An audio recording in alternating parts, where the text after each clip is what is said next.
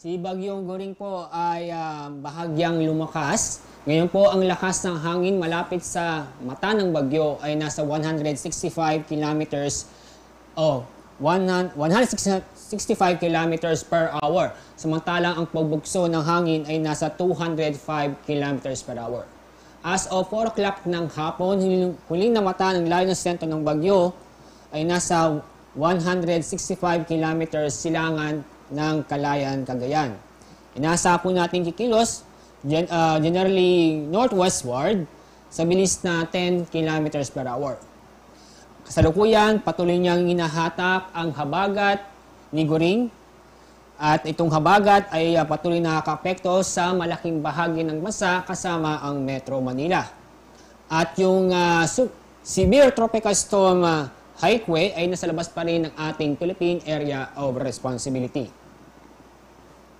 So ito ang ating forecast track ni Bagyong Goring.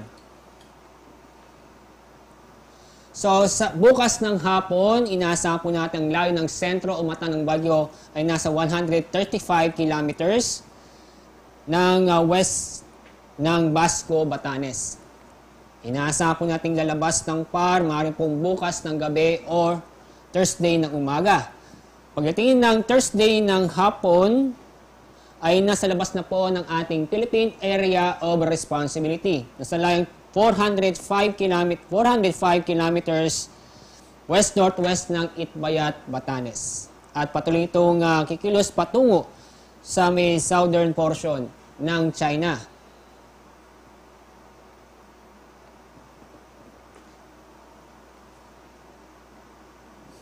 Narito po ang mga lugar po nasa ilalim ng tropical cyclone wind signal. Una po ay nagtaas na po tayo ng signal number 4 sa northeastern portion ng Babuyan Islands. Signal number 3 ay nakataas sa southern portion ng Batanes at lalabing bahagi ng Babuyan Islands. Signal number 2 ay nakataas sa northeastern portion ng mainland Cagayan, lalabing bahagi ng Batanes, northern portion ng Ilocos Norte at northern portion ng Apayao. Signal number 1 ay nakataas po sa northern at eastern portion ng Isabela, lalabing bahagi ng Ilocos Norte, lalabing bahagi ng Cagayan, lalabing bahagi ng Apayao, northern portion ng Abra at northern portion ng Kalinga. So may nasaan pa rin tayo ng malalakas na pag-ulan dulot ng Bagyong Goring. Explain ko sa inyo itong more than 200 millimeters, 100 to 200 millimeters at 50 to 100 millimeters. Sa isa-summarize ko po ito yung may malalakas na pag-ulan inaasahan po natin. Yung red po, ibig sabihin niyan ay torrential na pag-ulan. Yung itong kulay orange ay intense hanggang torrential na pag-ulan at yung yellow, heavy to intense na pag-ulan. So ngayong araw, hanggang bukas ng hapon, may inaasahan tayong mga lalakas na pag-ulan sa Babuyan Islands, Batanes, Ilocos Norte, northern portion ng Abra, Apayao, northern at eastern portion ng mainland Cagayan. Bukas ng hapon hanggang Thursday ng hapon ay may nasa pa rin tayong malalakas na pag-ulan, lalo po sa Batanes at Babuyan Islands. Dahil doon na pong malapit ang sentro o mata ng bagyo sa araw na ito. At ganoon din po, makakaranas din ng malalakas na pag-ulan sa northern portion ng Ilocos Norte, northwestern portion ng Cagayan, kasama na rin ng Apayao, Abra, northern portion ng Ilocos Sur, northeastern portion ng mainland Cagayan at lalabing bahagi ng Ilocos Norte. At yung kaninang inisyu naming weather advisory, 11 o'clock ng umaga. So sabihin ho namin ngayon dahil meron pa rin tayo inaasang malalakas na pag-ulan dahil sa habagat kung saan pinapalakas ni Bagyong Goring. So, isamaris natin, may malakas pa rin tayo mga pag-ulan sa northern portion ng Palawan, kasama ang Calamian at Cuyo Islands, Occidental Mindoro, kasama rin ang Antique, Romblon, Negros Occidental, Guimaras, southern portion ng Palawan, kasama ang Cagayan Silio.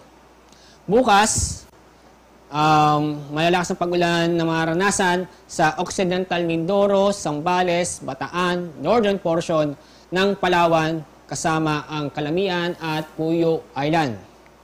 At sa araw ng Huwebes, August 31, ay may inaasang pa rin tayong malalakas na pag-ulan sa Zambales, Bataan, Occidental Mindoro, Metro Manila, Rizal, Bulacan, Cavite, Batangas at Pangasinan.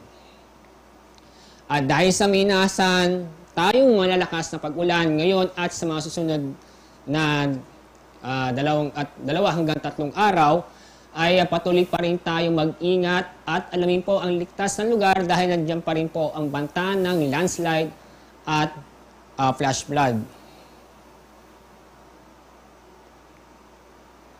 At dahil po sa malakas na hangin dulot ng southwest monsoon, inyong makikita halos buong bansa ay makakaranas ng matataas o yung mga baybaying dagat sa halos buong bansa ay makakaranas ng matataas na alon. Inyong mapapansin, ang estimated pong mataas ng alon ay mula 2.8 hanggang 6.5 meters. Yung 6.5 meters na taas ng alon ay concentrated po sa may bandang Northern Luzon kung saan malapit ang Bagyong Guring.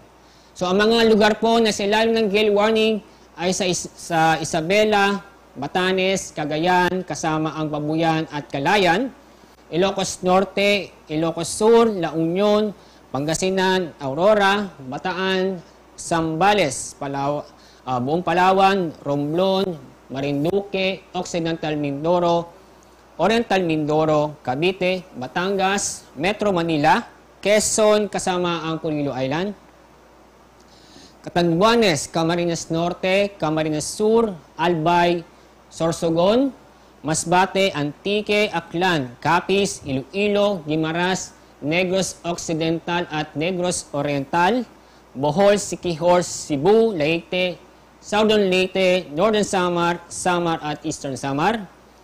At sa may bandang Mindanao, yung Surigao del Norte, Misamis Oriental, Camiguin, Agusan del Norte at Dinagat Island. So, ibig sabihin po ito, yung